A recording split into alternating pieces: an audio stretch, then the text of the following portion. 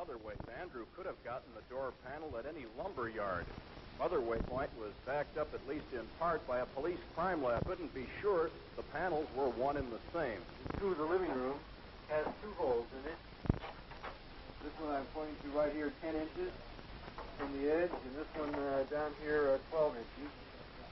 This one I referred to being 25 from the top, and the second one 36 from the top. Now, as you open this, there's also, of course, a knob door in this one. As you open this door, there's blood behind the door. The top hole shows that the bullet was incoming. They fired through the door and hit the brother through the door. The brother fell here. Most of the blood is dried up, but you can see a little bit of it there and a little bit of it on the floor. The brother was shot 4 or 5 times, so after they came through the door, they shot him again to make sure he was dead. Mr. Montgomery, Dr. Constantino testified today that Mark Clark could not have struggled after receiving that shot through the heart. Now, in your mind, does this contradict the testimony of Officer Davis, who described a struggle? Yes, it seems to me that that was a very startling thing. We also learned that the bullet, which was in fact recovered from Mr. Hampton's body, was a bullet fired out of a carbine by Officer Davis. So that indicates also that Officer Davis may well have walked into that back bedroom, contrary to his testimony, and fired a shot into the body of Fred Hampton at one point in time or other. There were 6 of us assigned to the back door. I came up on the back porch. I placed myself to the right of the door. I put my head down enough so I could hear if there was any conversation in the building. I heard people talking in the front, and then I heard a loud shot, sounded like a shotgun. I backed up and kicked the door open. I started in, and before I could get past the threshold, there were 3 shots fired from the rear bedroom. They were directed directly at the back door as I was coming in. I backed out again. Only by the grace of God was 1 of our, or 2 of our police officers prevented from being killed when they were fired upon as soon as they announced their office and knocking on the door. On December 11th, 1969, the Chicago Tribune carried a story that it characterized as an exclusive version from the state's attorney's office. Why was the disclosure made in the Chicago Tribune? Because that newspaper, the Chicago Tribune, in my opinion, gave a very balanced, fair report of the events that occurred. It has nothing to do with the class of people or the type of people that buy the Tribune as opposed to other papers in the city? Does anybody have a sensible question? Included in the exclusive was a photo carefully circled to show bullet holes supposed to be in the back door. The account that we made public yesterday gives a detailed explanation of what happened in that apartment. I stand wholeheartedly behind it as absolutely accurate. There is one inconsistency in, well, for example... I do not intend to quibble about that account. You intend to give it the truth? The account that we gave of the events is the truth. One of the 4 pictures you gave the Tribune had 2 bullet holes on the right side of what was supposed to be the rear door. Hanrahan has lied before, and he's going to lie again. That hole that he's blown up in the papers is a hole of a nail. A close-up of a nail head. Plus a little bit of the door hatch. Plus the door hatch. Now, here you see the large nail heads being pointed out. I have said that we released the pictures. We have not characterized or described the conditions that they portray, other than to say that that is an accurate portrayal of that particular object. Do you know if any of the 4 pictures they received had portrayed bullet holes in any of the walls? Another photo claimed to show the bullet-riddled door across from the bedroom. The officers testified that the Panthers fired into that door from inside their bedroom. In fact, the door in the photo was the bedroom door, and the holes in the door were made by police gunfire at the Panthers. As you can see, bathroom door is intact. Not only the bathroom door, but the entire wall area is intact. there was a picture of the inside of the door to the bathroom. Yes. That door, our reporters discovered, corresponded to one on the front living room adjoining the bedroom. There were holes in the door. When the door was open, those holes corresponded to holes that were in the wall adjoining between the bedroom and the living room. And when they stuck a stick through the holes, they all matched up. I make, as I say again, I make no evaluation of the pictures other than to say they portray conditions as they existed in that apartment at the time those pictures were taken. This is the door that's supposed to contain numerous marks from a stray shotgun blast and small arms fire, which again was fired by members of the vicious Black Panther Party, who were standing in this bedroom here, shooting out into the hallway here. I urge your inventory of each of these vicious weapons. This attack by the Black Panthers on the police, plus the weapons which were recovered at the depot where they were storing them, clearly demonstrates the true character of the Black Panther Party. Nobody, I have never denied that there was no weapons there. As a matter of fact, he would be a fool if he didn't have a weapon there, knowing the ferociousness of the pigs, how they just jump out of the cars and shoot you down, how they knock on your door and blow 19-year-old sister's head off with shotguns, how they killed 2 brothers in 1 week. Yeah, and as a matter of fact, everybody that's concerned should have something in their home to protect themselves, because Hanrahan is a madman. Mr. Hanrahan, can you tell me why your officers did not try to use tear gas? Isn't this the usual procedure to flush someone out of a building? Our officers used the means necessary to effect the search and to prevent themselves from being killed upon after they were fired upon. Isn't it true that your men usually use tear gas in situations such as this, and why didn't they use it this time? No, that is not true. It is not true? They came with murder on their mind, you see. Even if they wanted to take somebody to jail, it would be a simple matter of just shooting some tear gas in here to draw everybody out. Right on. This is where our chairman had his brains blown out, and he lay in his bed, sleeping at 4:30 in the morning. Someone came into the room, started shaking the chairman. Said, Chairman, wake up, the pigs are laughing. And I saw bullets coming from, it looked like, the front of the apartment, from the kitchen area. They were pigs just shoot. And about this time, I jumped on top of the chairman. He looked up. Looked like all the pigs converged at the entranceway to the bedroom area, back bedroom area. The mattress is just going. You could feel the bullets going into it. I just knew he was dead, everybody in there. When he looked up, he didn't say a word, and he didn't move, except for moving his head up. He laid his head back down to the side like that. He never said a word. He never got up off the bed. A person was in the room. They kept hollering out, stop shooting, stop shooting. We have a pregnant woman or a pregnant sister in here. At the time, I was 8.5 to 9 months pregnant. My baby was to be delivered in 2 weeks. Pigs kept on shooting. So I kept on hollering out. Finally, they stopped. They pushed me and the other brother by the kitchen door and told us to face the wall. Heard a pig say, he's barely alive, he'll barely make it. I assume they were talking about Chairman Fred. So then they started shooting the pigs. They started shooting again. I heard the sister scream. They stopped shooting. Pig said, he's good and dead now. Pigs running around and laughing. They were really happy, you know. Talking about Chairman Fred dead. Saw Chairman Fred again.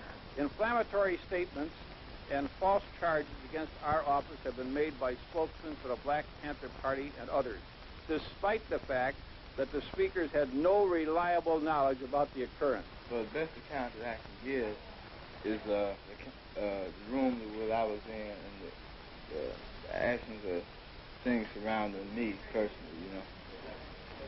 First thing I remember when I woke up was a knock on the door, and it was only a matter of seconds. In fact, I'd say it was less than 5 seconds that I heard, shots. Now, the thing that struck me was that I not only heard shots, but I can see plaster coming out of the walls in my room. So I knew the bullets were coming through the room that I was in.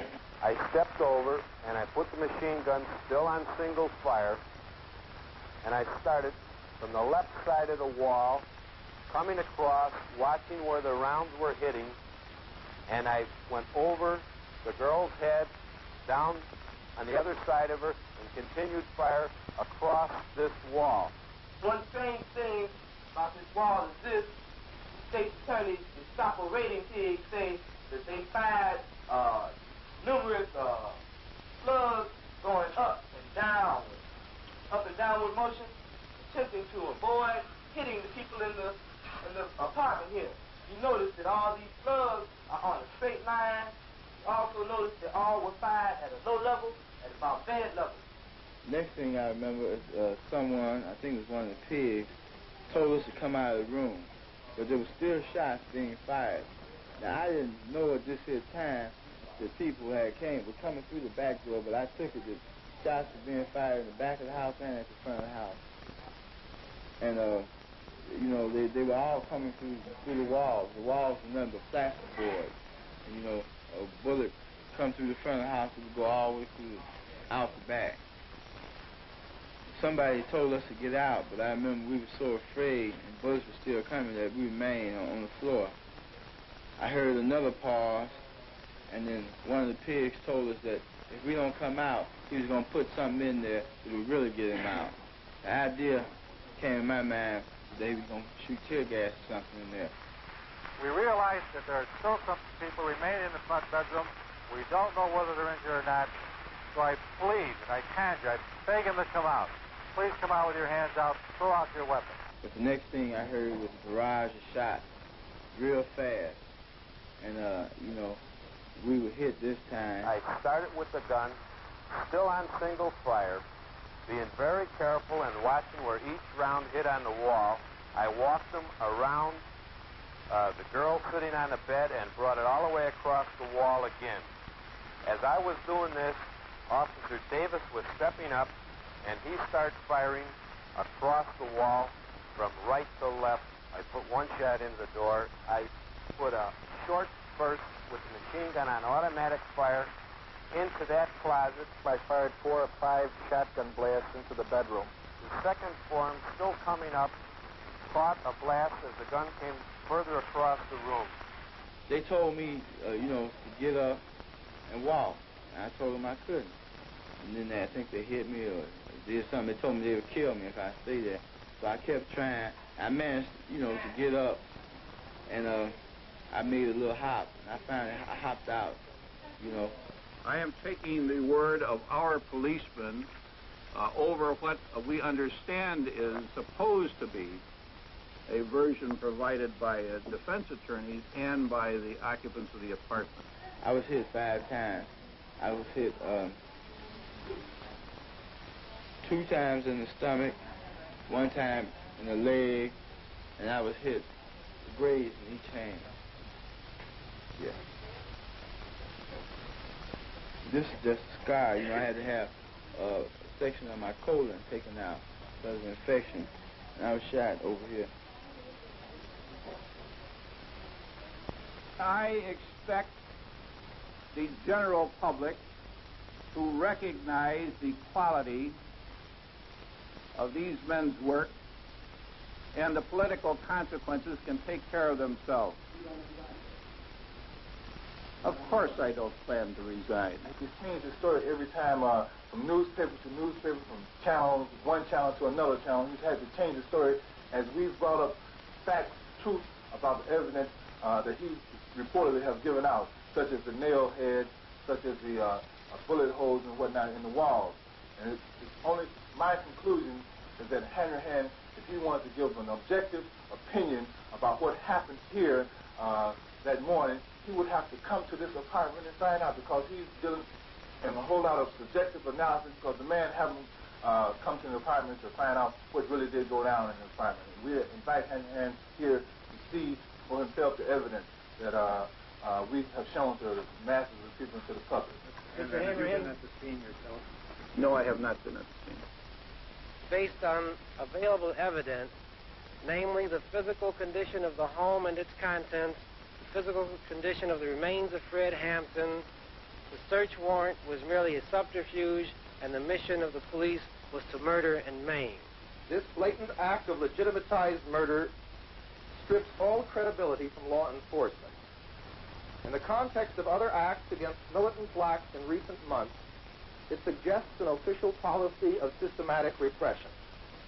The pious statements of State's Attorney Hanrahan concerning the brave response of the police against the vicious Panther attack, and his allusion to the grace of God concerning the sparing of the policemen, only makes the situation more macabre and terrifying.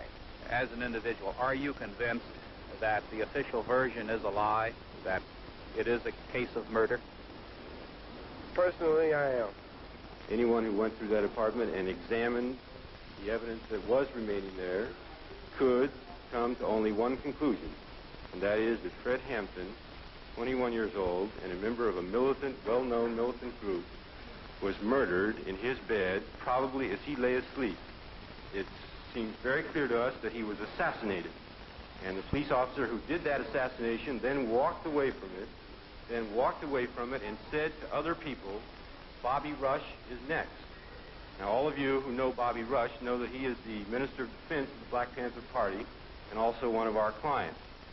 And all of you also, I assume, know that Bobby Rush's apartment was broken into last night, and also he's still alive because he was not in the apartment. Do you think if you had been in your apartment yesterday, you would have been shot by police? Yes, I would have been murdered. I still think there's a great possibility of people trying to murder me. All the moves in the past, the initiative has been on the part of the police. They've murdered Fred Hampton. They're out to murder me. It's like they'll murder anybody that's black in this country. Do you think there's going to be retaliation then by the Panthers? There won't be any retaliation by the Panthers. I think that the time will come when the people themselves will take the power that belongs to them into their hands and move to guarantee life, liberty, and the pursuit of happiness. We will not be forced underground until the people, we really feel satisfied that we've done our duty, performed our duty to educate the masses of the people to the injustices that the power structure inflicts upon poor people in this country. All the mass demonstrations that young people endorse that this is happening right now. Bobby, what's the next move for you personally? There's no personal anymore. I'm a people's man, so I do whatever the people decide. There's nothing personal about it whatsoever. And the Panthers will be there to serve the people in the hands. Okay. Thank you very much. Of course, numerous people have attempted to make formal and informal investigations with a report by the grand jury for the Federal District Court in the Northern District of Illinois. Then I quote, "This report contains the findings of the grand jury after hearing nearly 100 witnesses and considering over 130 exhibits, including police records, photographs, moving pictures, transcripts of testimony before other bodies, voluminous investigative and scientific reports, and reports of investigative interviews with over 100 potential witnesses who were not called." And of course, among the main witnesses before the federal grand jury were the 14 raiders in the apartment, the police officers who were assigned to the state's attorney's office. The report tells us, contrary to some of their testimony prior to the grand jury proceedings, the report tells us that at 4 a.m. on December 4, Sergeant Gross briefed the 13 assembled officers and told them the location of the raid and that Panther arms were involved. Know that they were Black Panthers? No, we didn't. We just knew that, or we were informed that there were guns and contraband in the building. Did you have information that indicated that Fred Hampton might be there? Not to my knowledge. You just knew that there were guns and possibility of that these may have been Black Panthers? All we knew is there were guns in there. At this point, it appears that the people who are deceased were in the gun battle. Oh, they were definitely in a gun battle. I mean, they were firing at police? Yes, sir. We saw the shots coming out of the two bedrooms. Sergeant Groth, of course, from the beginning claimed, along with his fellow officers, that a shot had been fired by a young Panther woman in the far corner of the living room door as the officers entered the door. The report, however, explains the impossibility of this account given by the officers. Reading again now from the report from page 181, it says, Groth, Davis, Jones, and Gorman, those are all officers, all insist that a shot was fired by Brenda Harris at them as they came in the door. None of them could explain what had become of this shot, and it is not possible to draw a line from the southeast corner of the living room, where Harris was said by Davis and Groth to be on the bed holding the gun, out through the living room door, the entrance hall door, and the outside door. There are no holes in the west wall of the apartment. Officer Carmody, when you knocked on the door, what happened? Well, I didn't actually knock. I heard our officers at the front announce their office and shots fired.